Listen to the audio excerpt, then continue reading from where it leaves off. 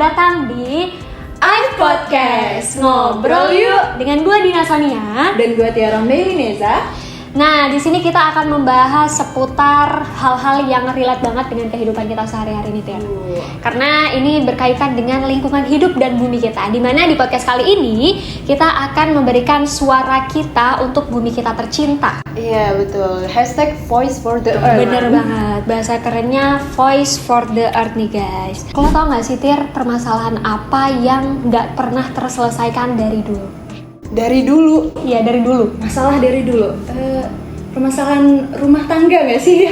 Ya, itu salah satunya. Tapi kita kali ini gak bahas ke situ ya, teman-teman. Ya? Nah, permasalahan yang gak pernah terselesaikan dari dulu di Indonesia, bahkan di dunia, yang pertama itu adalah sampah.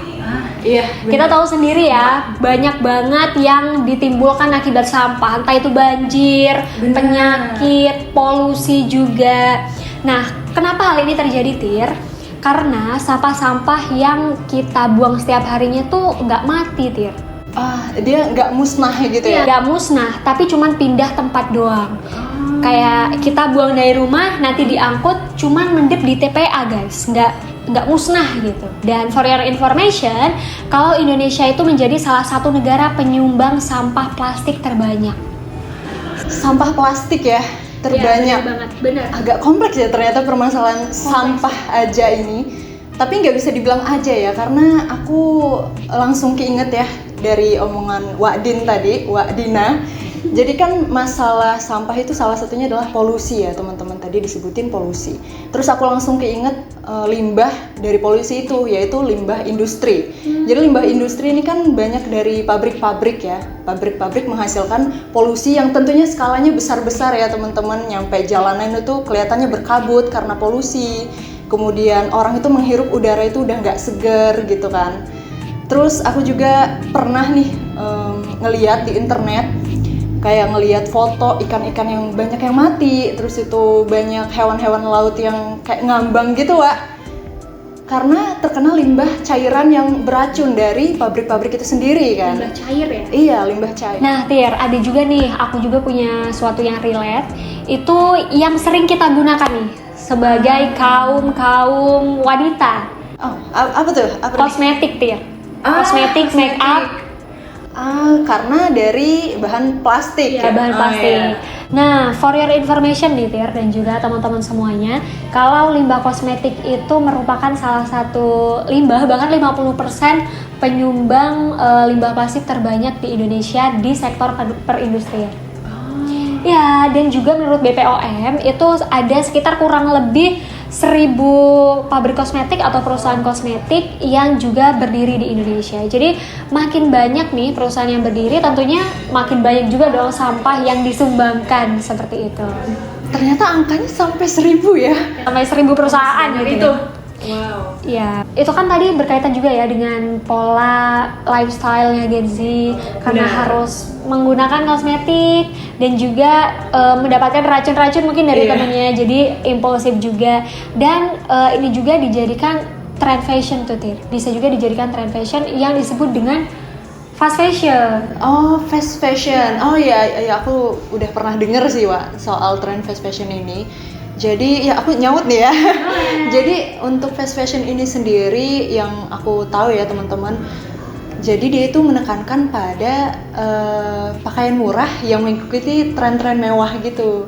Jadi di sini kalian kalau belum tahu ya, fun fact-nya, ini nggak fun sih sebenarnya. Jadi fact-nya itu dari fashion ini atau pakaian ini merupakan salah satu sampah dengan penyumbang sampah terbesar nomor 3 loh, Wak.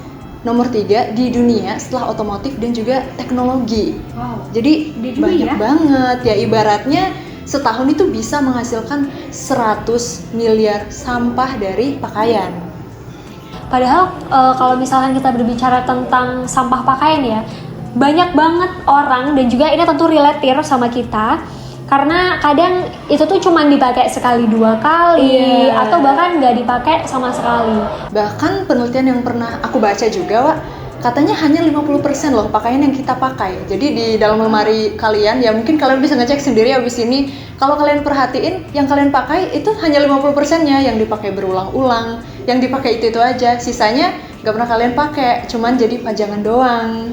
Bener kan? Dan ini nih secara nggak langsung emang banyak banget yang terjadi di kalangan kita nih, generasi Z. Bener. Aku juga nemu ini terkait sama omongannya Wak Dina, soal masalah generasi Z dan milenial dalam tren fast fashion ini. Jadi aku nemuin studi dari tesisnya Una Glennon tahun 2020.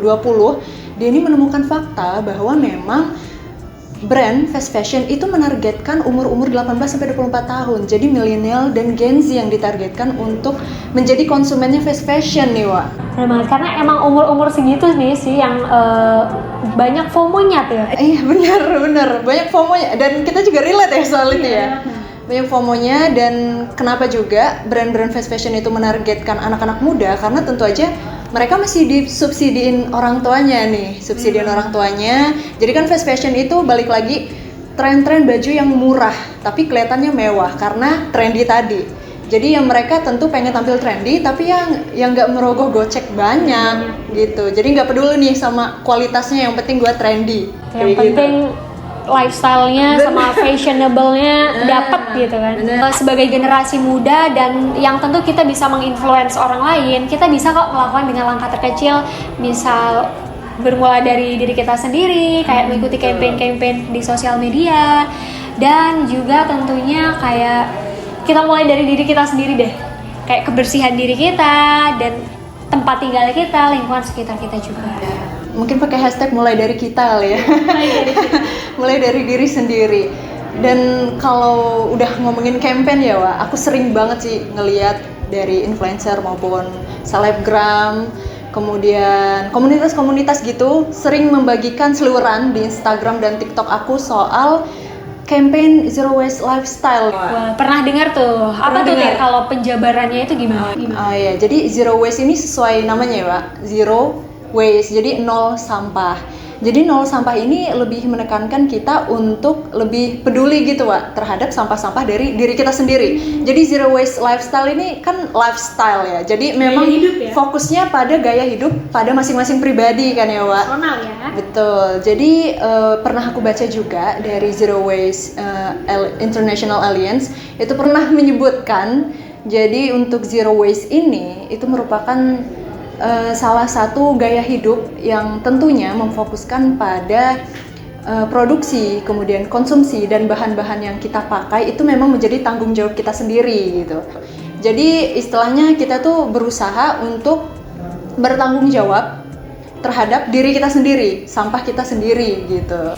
Nah, bahkan Tir, kita juga tuh harus memaksimalkan apa yang kita punya, kayak barang-barang yang kita punya. Kita harus gunain itu benar-benar sampai mentok. Iya, benar. Dan juga kayak sampai habis lah nilai pakainya. Iya, benar. Nah, terkait dengan zero waste lifestyle ini, ada beberapa yang pernah aku dengar Tir, yaitu 3R. Reuse, reduce, sama recycle. Tapi aku nggak tahu kayak penjabaran lebih lanjutnya, ataukah ini ada lagi atau gimana? Maksudnya ada tips lainnya gitu? Iya, jadi kita kan biasanya tahu pada umumnya itu refuse, reduce, recycle kan ya. Jadi antara 3 ini aku nemu 2 poin tambahan nih, Wak. 2 poin tambahan. Semakin komplit ya. Jadi 5R ya, bukan 3R lagi, jadi 5R. Jadi yang pertama refuse, itu menolak barang-barang yang misalnya ditawarkan di supermarket gitu, dibanding kita menerima plastik. Misalnya kita ke grocery, daripada kita menerima plastik gitu ya, lebih baik kan kita membawa tas sendiri ya, bag sendiri gitu. Selain lebih trendy, kita juga bawaannya tuh lebih besar gitu, lebih muat, lebih banyak. Bener. Terus itu ada juga tren yang tahun-tahun kemarin ya, bawa tumbler sendiri, itu juga salah satu dari penerapan refuse. Kemudian itu ada reduce, yaitu mengurangi belanjaan kita, Wak. Jadi kurang-kurangin FOMO-nya, Wak. Bukan nggak boleh belanja ya, tapi lebih diminimalisir aja, beli sesuai dengan kebutuhan aja. Jadi pisahkan kebutuhan dan juga keinginan dan juga FOMO-nya gitu ya. Terus yang ketiga itu ada poin recycle. Ini udah sering banget ya kalian dengar, daur ulang, recycle, daur ulang sana sini.